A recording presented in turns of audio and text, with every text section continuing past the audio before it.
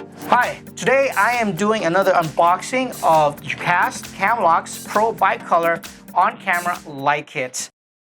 Some of the specs on this light: a variable temperature from 3200 to 5600 Kelvin.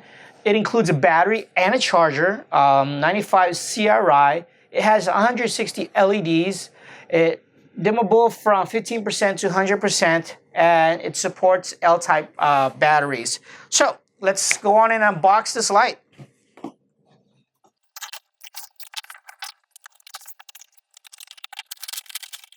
Let's see what the packaging slip says. Pretty much just the name of the light. Purchased it for $44.95 on sale from B&H. Thanks B&H for the deal zone. The Dracast box. This aside. As always, Dracast always likes to supply nifty bags on it. Cool little carrying case. It's got the registered warranty. It's got the manual.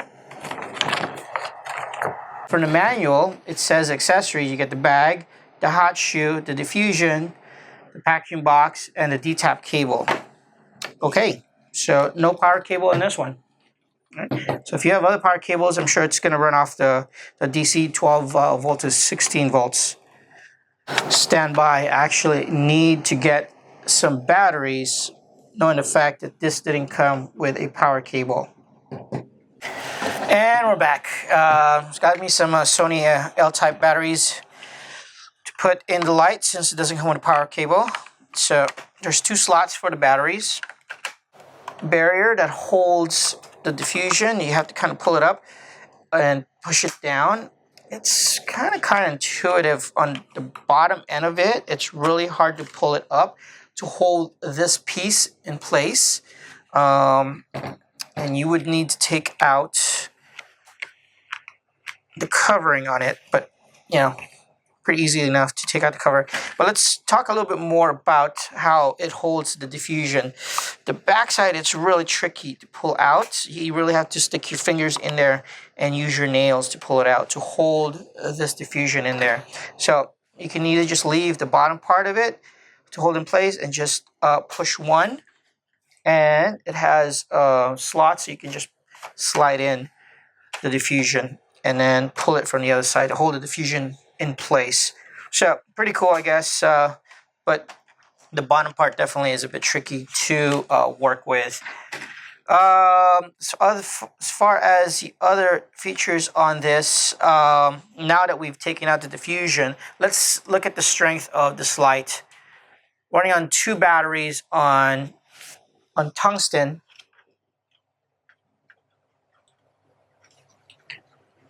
Okay, on daylight. Okay, this is daylight. Well, the back side's a bit tricky, and I was kind of misinformed at reading this. It says tungsten, so I'm dialing the knob to the tungsten side, and has daylight. So, but I guess they just forgot to label the other side daylight, or they just labeled it the whole thing as tungsten, which is kind of interesting. So, which is why I was kind of reading it wrong. So now this is tungsten at 100%, and this is daylight, as you can see. So I'm looking at a distance roughly about 5 to 7 feet. Daylight seems to shine pretty well on that side, as well as tungsten. There's definitely a little bit more power on the tungsten at 100%. This is going to be around 15%. Still, there's enough splash on that side of the wall. Daylight, not so much. It actually turns off at 15%. So you do get a little bit more punch out of the tungsten at 15%. Daylight, it completely shuts it off, which is fine. For the price point, you can't get everything, right? So 100% daylight. Going back to tungsten. Oh, actually, this is daylight. Going back to tungsten. It has a little bit more punch. Onboard camera, it's a little bit heavy. So if you're running it on a DSLR or whatnot, it does, in fact, you should factor in there as far as the weight of this.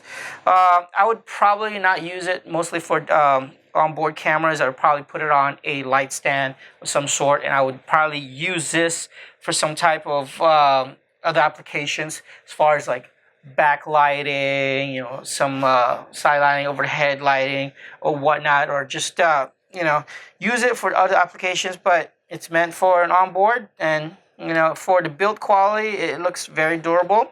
Out of the box, I feel like this light is sufficient enough for $44. Feel like they could have included the power cable in this one, but if it doesn't come with it, it's okay. For $44, you can't get everything, right? So I'm just gonna have to pull in from other lights, or just pick up some cheap 12 to 14 volts power cable. But for the most part, for $44, one solid tool in my toolkit will be good enough for this light. Thanks.